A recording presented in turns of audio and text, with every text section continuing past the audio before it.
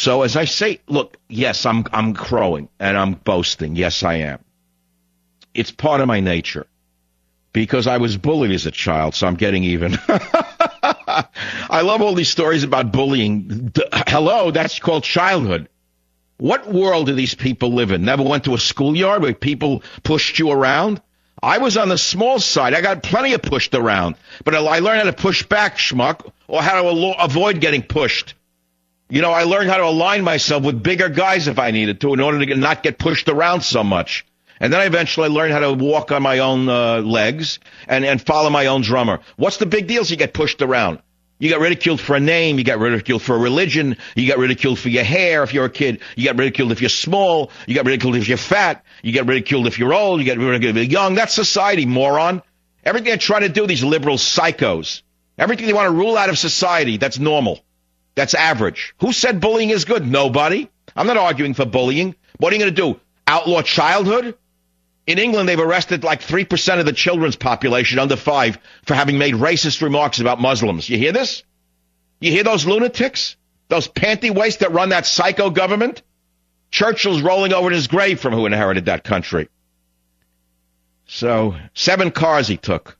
The guy with the big ears, the lunatic, the goon, the goofball, Prince Charles. He needed 7 railroad cars for him and his buddies to take a ride about green things and windmills. Green turbines. Have you heard about people who live near the turbines in Maine? They're going crazy, all the lefties. I love it. You talk about justice.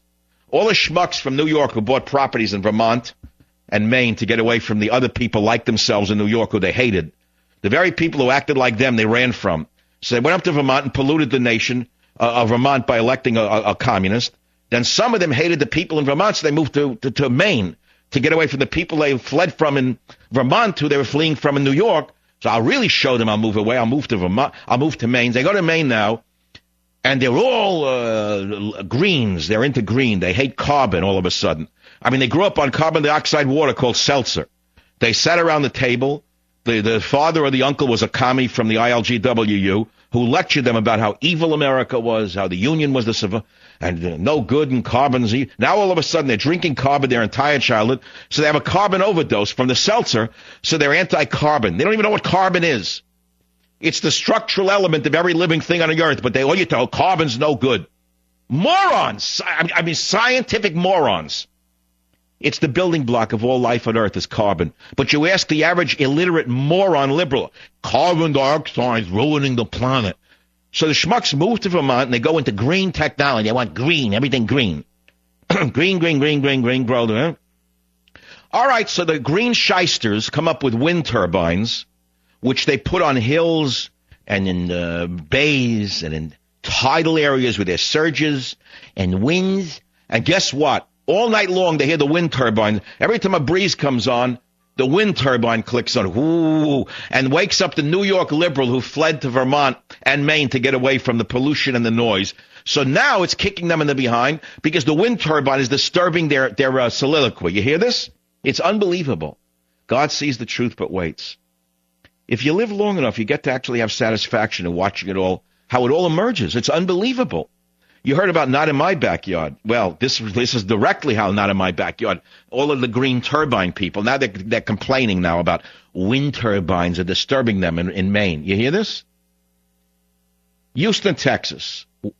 Wasey, I'm getting great names. Wasey, welcome to the show.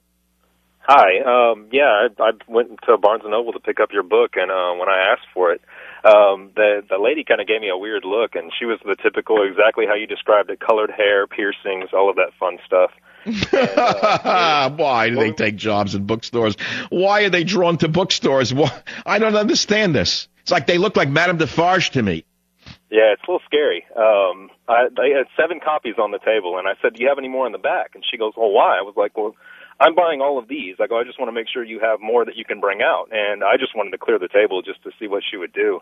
And she kind of huffed and went back. She goes, yeah, we got more. And I grabbed my 7, I bought them, and yes. What, you bought 7 copies to give to 7 brides? Oh, no, just friends of mine. I gave them away. I gave 6 copies away. I kept one for myself because I'm a huge fan. You're not a member of that church where you can have 7 wives, are you? I mean, you're going to give one to each wife, huh? Oh, no. You make each wife take home a trickle up poverty. I can see them all in bed reading the book, and they all have to read it at the same rate. You talk about control. Oh, yeah, he was a controlling man. He gave us the books that we had to read, and we had to read it at the same rate. And then he tested us each. Yeah. Wasey, I really appreciate your good nature and your fanhood, and I'm sending you an 8th copy for free of TUP.